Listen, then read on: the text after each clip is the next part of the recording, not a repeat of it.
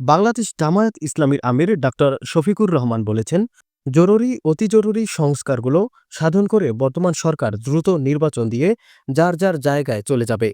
এ নির্বাচনে জনগণ যাকে ভালোবাসবে, যাদের উপর বিশ্বাস ও আস্থা রাখবে, যারা দেশের মানুষকে ভালোবাসবে, সম্মান দেখাবে, দেশবাসীর আমানত শ্বশুরবাড়ির নিয়ামত মনে করবে না, যারা দেশের সম্পদ চুরি করে বিদেশে পাচার করবে না, জনগণ তাদের ভোট দিবে। জামাত ইসলামের আমির ডাক্তার শফিকুর রহমান আরও বলেছেন, আমরা সমমর্যাদার ভিত্তিতে সকলের সাথে বৈদেশিক সম্পর্ক রক্ষা করব।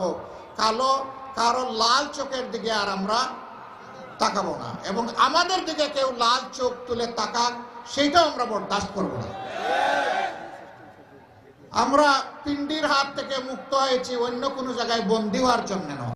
নাটোর শহরের নবাব সিরাজউদ্দৌলা সরকারি কলেজ মাঠে শুক্রবার দুপুরে নাটোর জেলা জামায়াত কর্মী সম্মেলনে প্রধান অতিথির বক্তব্যে তিনি আরও বলেছেন, নির্বাচন কারা করে?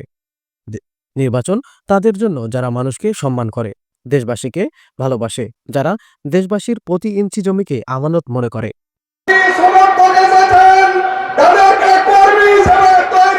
এখানে অনেক পঙ্গু ভাইরা রয়েছেন যারা আওয়ামী লীগের। নির্বাচিত করতে হবে, এই জন্য প্রয়োজন জামাত ইসলামীর কর্মী হিসেবে আমাদের দায়িত্ব